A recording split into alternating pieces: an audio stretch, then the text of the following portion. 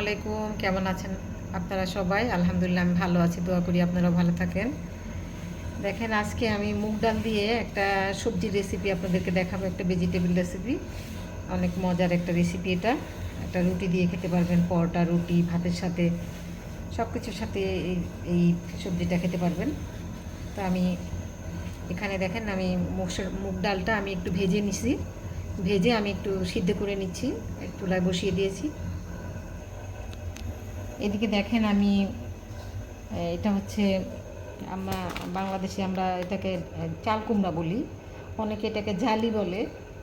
তো যে যেই দেশে যেটা বলে আর কি। তো এটা আমি একটা এখানে পুরো চাল কুমড়া আমি কেটে নিয়েছি এরকম সাইজ করে, আর সাথে একটা গাজর দিয়েছি, মানে একটু সুন্দর দেখা দেখা যাবে সেজন্য। এটা দিয়ে আমি মুগ ডালটা আজকে রান্না করব, আপনাদেরকে দেখাচ্ছি, আমার সাথেই থাকবেন। দেখুন, ডালটা বলক আসছে। আমি ডালটা কিন্তু আমি গলতে দিব না। আমি মুগ ডালটা আমি যে সবজিটা করবো, এটা ডালটা গলবে না, ডালটা মোটামুটি আস্ত আস্ত থাকবে। আমি সবজিটা দিয়ে দিলাম।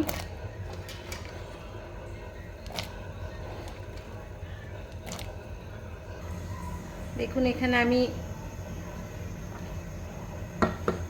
1 টেবিল চামচের থেকে একটু কম হবে একটু আদা রসুনের পেস্ট দিয়েছি, আধা চা চামচ জিরা, আধা চা চামচ ধনিয়া, 1 চা চামচ হলুদ, এগুলো আমি দিয়ে দিয়েছি।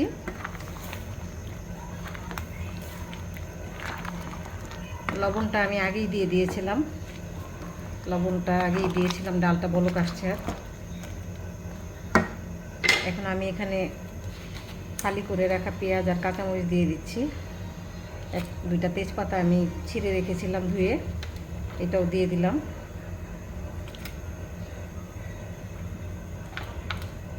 একটু নেড়ে চেড়ে ঢেকে দিব আমি।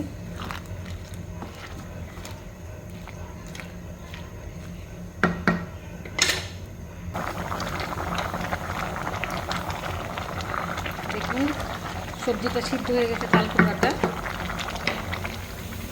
এদিকে আমি একটা ফ্রাই প্যানে একটা রসুন কুচি করে দিয়েছি ফোড়নের জন্য, আমি এটা দিয়ে বাগার দিব।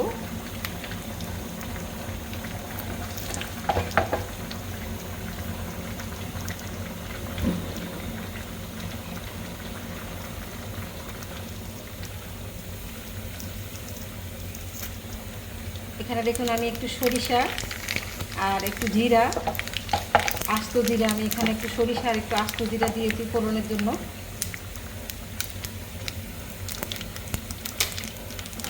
হয়ে গেছে আমার।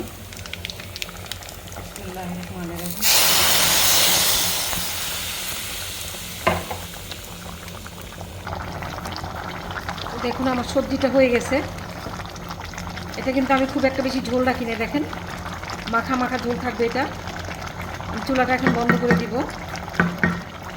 কেমন হলো আজকে আমার এই চাল